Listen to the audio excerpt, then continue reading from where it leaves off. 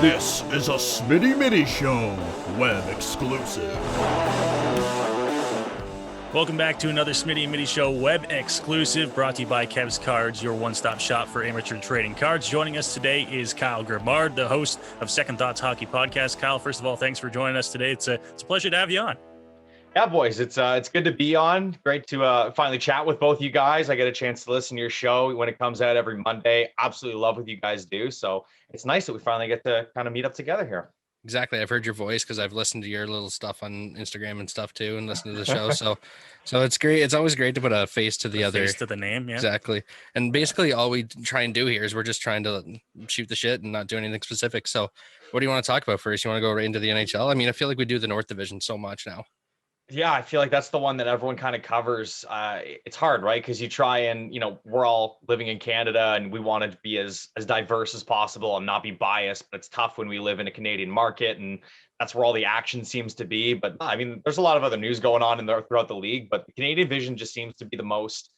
There's a lot more hate, it seems like, in the Canadian division than in other ones right now. There more rivalries are already building. Everyone's getting pumped about the fact that teams are going to play another 7-8 times and there's already scraps and whatnot happening at the end of games. So it's easy to see why you want to talk about it so much. I think that's one of the most exciting parts about this season. We've already seen it so far. We're 6 games in for a lot of teams and we're seeing those scraps, and you still got like 7 games to go against some of these and teams. Matthew Tkachuk. I can't wait to see Matthew Tkachuk and Muzzin go at it for another. It is exciting.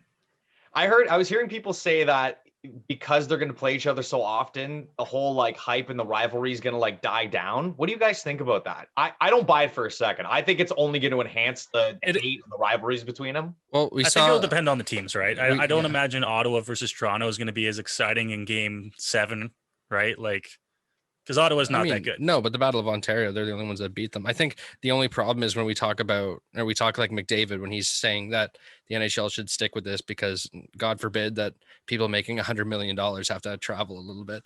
So when he's saying that they want to stay there and do series all the time, I think by the third game of a series, you're actually guys are going to get tired of seeing, or even 4, it depends on how long you stretch it. That's why I think they can't do it like this. Cause I think the more times you see somebody, eventually it's just like you see them all the time. It just kind of, that fire goes away. Yeah. I mean, I like the one year we're attempting doing these things, but for the majority of the part, most of the other teams that are playing in the divisions, Washington and Pittsburgh played each other a lot to begin with. So that really didn't change that much in my opinion. But I think with the Canadian rivalries, it's just so much more hyped for some reason. Again, maybe it's the bias, but I like the fact that they're doing it this year. I don't think that anything's really going to die down. I think especially in a game, like you said, against Toronto, Ottawa, if one of the teams starts outscoring the other one, it becomes a blowout. You're going to see some backlash in my opinion, but it for me, it just makes it exciting this year. And it's something to kind of grab onto because of the fact that the season's shortened to begin with. I'm all for it. I just heard some people talking about it wasn't going to be necessarily as exciting by halfway through the season. And I don't think that's been the case so far. Well, it's the same thing. These 2 games, these back-to-backs are great because now we have time to stew. We just talked about here on a Wednesday when we recorded this last night, Matthew Tkachuk had the puck flicked at him by Muzzin.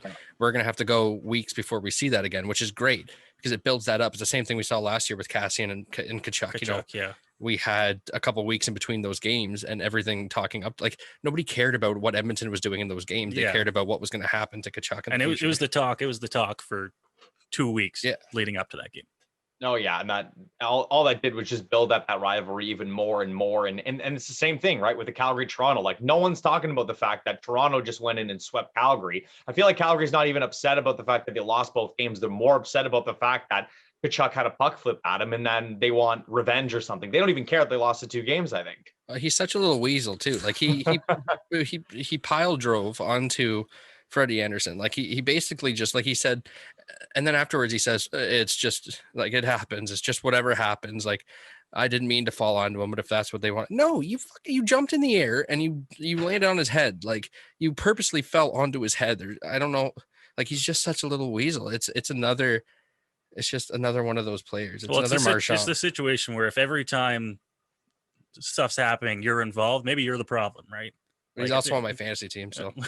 Well, I mean, that's what I talked about in my show. After it's the boy who cried wolf, that whole thing. After a while, it's got to be you, right? Like if everyone keeps pointing the finger at you and you keep pointing the finger at everybody else, at some point you're like, all right, what's the common denominator here? And it's him, unfortunately. And like that's part of his game.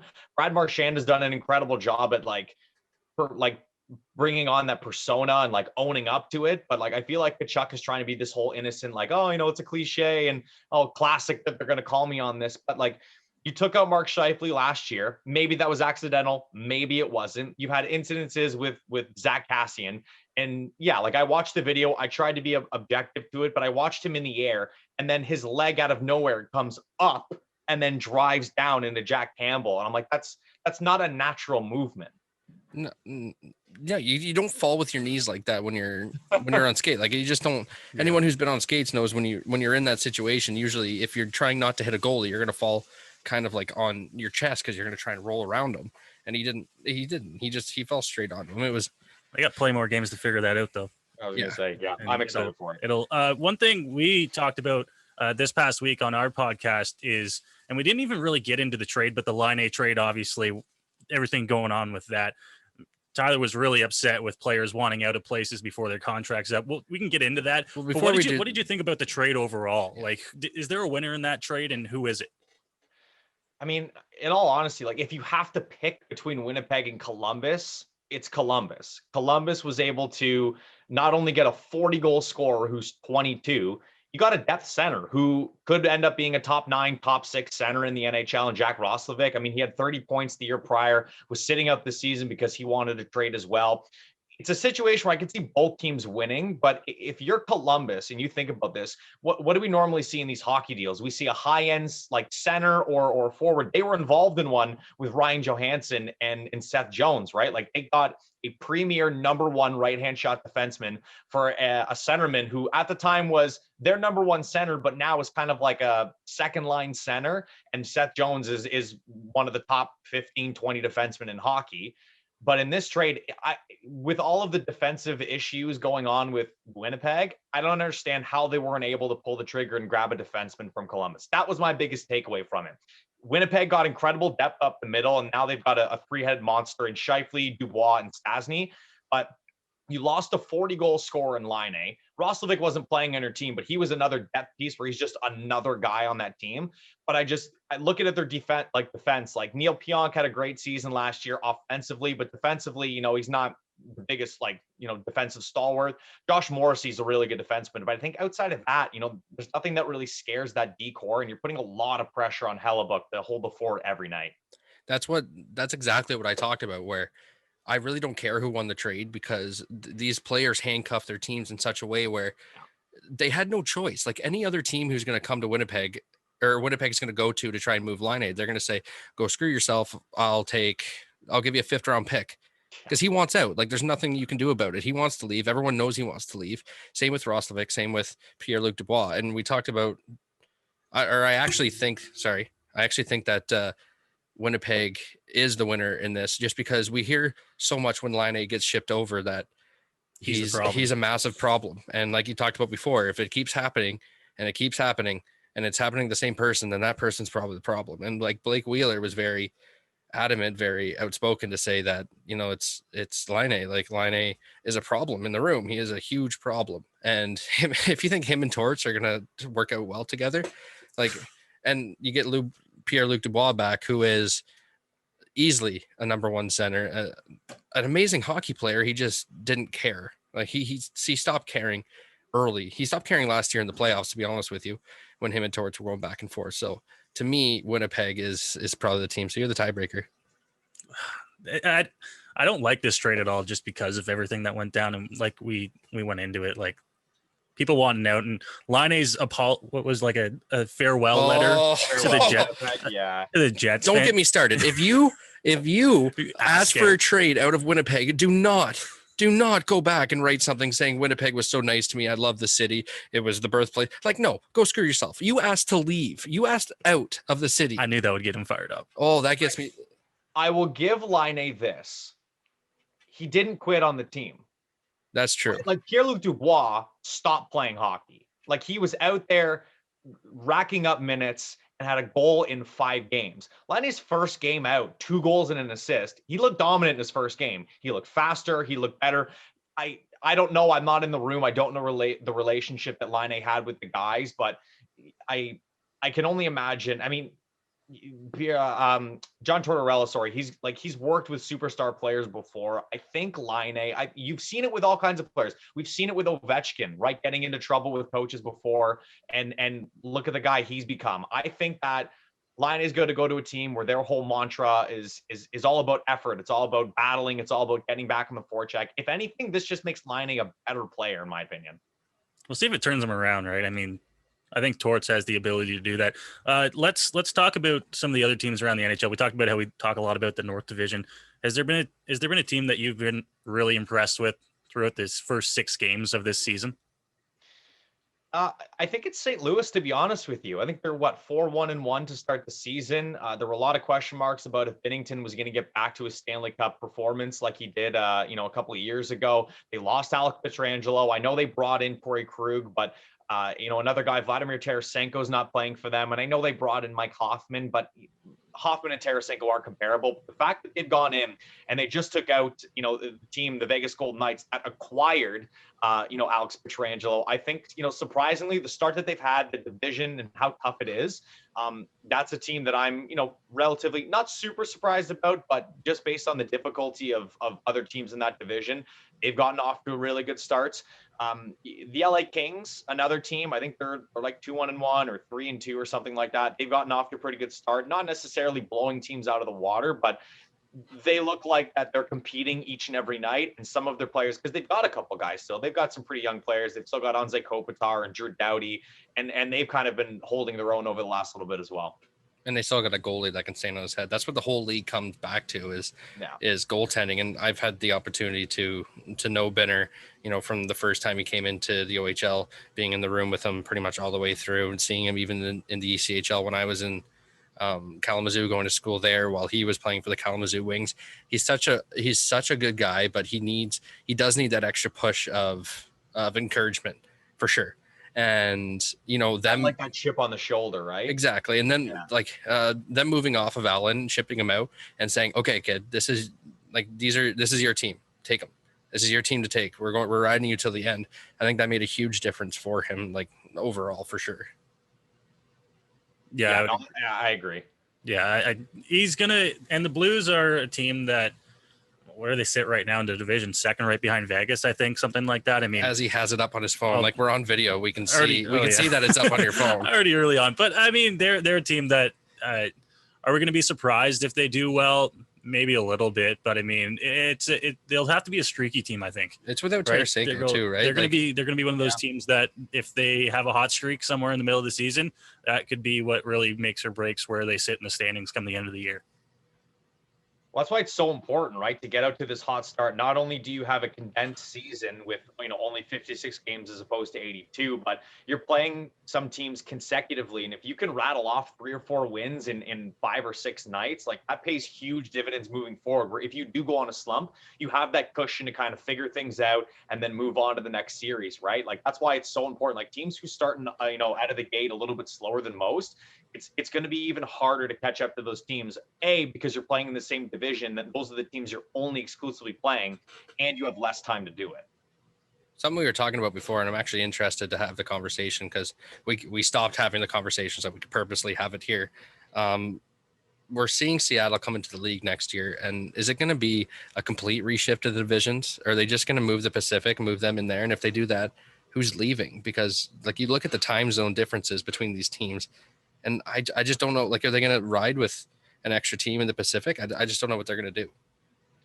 Yeah, it's going to be interesting because I know the divisions are going to go kind of back to normal after this year too, right? Like they're not going to keep the Canadian division altogether, or the Eastern, or whatever they're called now. But yeah, it's going to be interesting to see how that plays out because, they've changed playoff formats recently, and now they're going back to just a 16-team playoff format. And now things are going to get switched again next year, and with Seattle joining in there, so it's kind of a wait and see situation. We could make speculation as to how it's all going to play out, but I mean, right now, whatever I would think would be the easiest format without shuffling too much of the league and too many of the teams, I think would be the best course of action. But at this point, you never know what the NHL is going to do. Well, The only problem with when you have a team like, for example, Seattle coming into the league, when you're putting them in a division, there's only one option that makes sense. They got to go in the Pacific Division. They have to, and I mean, then you're forced to move somebody else. I mean, you can't. You're not thinking I could put them somewhere else. So they have to go Pacific. You're probably looking and at there's already an extra team in the Pacific right now, right? Yeah, there's already an extra team in the Pacific, and you can't really move like some of those Canadian teams. Like you can't move an Alberta team out of Alberta because you want them playing in the same division. So it's probably going to be someone like Arizona who gets the boot, to be honest with you. But when you look at it, all these divisions are set up, and the reason that they probably won't stick with the North Division, no matter how much money it does make, is because of time zones. And you say it time and time again, time zones. When we see Toronto, which, like it or not, is the center of the hockey world, go over to Calgary and then do a swing over to Vancouver, like do that swing and have to play at 9 o'clock, 10 o'clock at night, it hurts your ratings. So they don't want those differences in time zones. Plus, like, let's not forget the players going from time zone to time zone it's not easy on them in the first place. So when you look at all these teams in the Pacific, like I just don't see time zone wise either where you're going to move and you can't have the extra guy. It's going to be interesting if they just do like a full blown like revamp, or if they just move one or two teams. I was going to say, I wouldn't be surprised if it's more than one team getting moved then, right? Because instead of trying to shaft one team, they might try to shuffle a couple of teams around just to even it out and make it not make it look like they're just taking one team like in Arizona, let's say, and just moving them because they're like, they're Arizona, it doesn't matter. I think it would be more likely if they were to move a couple of teams and kind of lightly shift things around, but not too much to unsettle the balance of what they already have established. Can we ever see the NHL go to something like the NFL has, though? Just add more divisions, make them smaller? Just run with conferences. I loved the setup of the playoffs before when it was just conference seeding, 1 through 8. I don't even see if you do that kind of playoff setting, why do you even need divisions? Just run 2 conferences and don't have to, what's the divisions for? Well, that's going to be the issue this year too, right? Like, which one is it? The Eastern Division, where it's like the Islanders, the Capitals, the Penguins, the Rangers, the Bruins. Like 4 of those teams aren't making it, and at least 2 of them should be playoff teams. But like outside of, I think it's like Buffalo and I think Jersey's in that one, but like 2 of the other teams aren't going to make the postseason. That maybe in another division would have a lot better of a shot. So it's just. Yeah, I like the old playoff format too, where you just take the top 16 teams from each conference and then just go to war, top 15, whatever it may be. Yeah, the whole reason that they switched the playoffs over was to try and create more rivalries, right? And go consistently with Toronto and Boston playing every year, you create that headbutt. And it works. Like, it does work. But there's also other leagues like the OHL where, I mean, you still get teams playing each other a lot, even when you do 2 conferences straight up for playoffs. The switch in it didn't really make sense to me. Yeah, I mean, it is what it is. For this year, I'm enjoying it. I'm enjoying the fact that we're getting an all-Canadian division because chances are we aren't going to see this again. We're not going to see McDavid Matthews 8 times a year. We're not going to get to see anymore this Kachuk and Toronto thing going for another 7 games, right? So I'm just sitting back and enjoying it this year. And the fact that there's hockey for 116 consecutive days too. Like, there's hockey virtually on each and every night. Like, I'm all for it. And I'm just kind of taking this year in stride, and whatever they do moving forward next year, we'll just have to learn to adjust and adapt for it. I got one more question for you. One more, and then we're going to wrap this up. I see the London Knights jersey in the background. Yeah. Okay. And I'm not even going to go London Owen Sound. I'm not going to do that right now. I don't care about that. The thing I do care about is Max Domi has been a thorn in my side ever since he broke into the league and refused to sign with any team. Like, things you don't see in the background. He gets drafted by, I believe it was Peterborough, Belleville, something like that, and refuses to sign. So they have to trade over to London, give up assets. Genius move by that team. But he's always been a sour taste in my mouth. And now he's moving around NHL teams like he's a hot potato. Why can't he settle in a team for a guy who's supposed to be so talented? It's interesting because I feel like every situation he's gone into, he's been the one that has adapted to the team needs, right? You just look at the most recent one in Montreal. He was a guy who one year put up 70 points for the Habs. And then all of a sudden they have, Nick Suzuki and Jesperi Kotkaniemi, both of them who are centers. And, because of their play, and we got to give those two players granted, they did increase their play, phenomenally. It forced Max Domi into a role that he wasn't normally used to. He was forced to go to the wing or play third line on the wing because they got Philip Deneau as well. And, I think in Arizona too, it was just kind of one of those, it was a very young team. And I think they put a lot of pressure on him very early. And I know the pedigree of what he did in junior hockey, that doesn't necessarily always translate to the NHL. But I just feel like, he's done I've watched him play in Montreal. I've seen the way he plays over in Arizona, and even this year too, a little bit. I've seen how tenacious he can be. He's very much like his dad, to an extent where he wears a heart on his sleeve. I see the effort each and every night, but I think he's adapted his game so much for so many other teams. I think he's just got to go out there and play his game. Like, just be the player who you were first brought into the NHL to be, and let that translate. And I think we saw that when he had a 70-point season. But I think until a team really says, you know what, we trust you to go do what you do, go out and do it each and every night. I think until a team does that, we're not going to get to see that level of Max Domi that we thought we would. Go Attack, go. We could go on and on about the Attack of the Knights, but I'll save that for another time. Listen, Kyle, thanks for joining us today. We could talk all night long, and all that basically means for us is that you're welcome back on anytime, because we can just keep on talking. Quickly, make sure you plug all your stuff. I was just about to say, yeah, I mean, I'm always down to come back on. If you guys feel like coming on my show, I got to reach out and get you guys on my program. It's the Second Thoughts Hockey Podcast. Twitter, Instagram at ST Hockey Podcast, and then wherever you get them too, right? I mean, I'm just starting to get YouTube content out there on Google Podcasts, Apple Podcasts, Spotify, on about 5 other platforms. If you want to go check that one out and give it a listen. And just slowly starting to roll out more guests coming onto the program, because after a while you get kind of sick of hearing one voice. So anytime you want to go check it out, and I'm definitely going to have you guys on very soon. Yeah, you don't have to worry about telling us being sick of each other's voices. I mean, week in and week out, and somehow we're still together. Here's voice in my sleep. Yeah, and that's not a pleasant thing. Kyle, thanks a lot, and have a great day. Thanks, guys. You as well. Thanks for having me.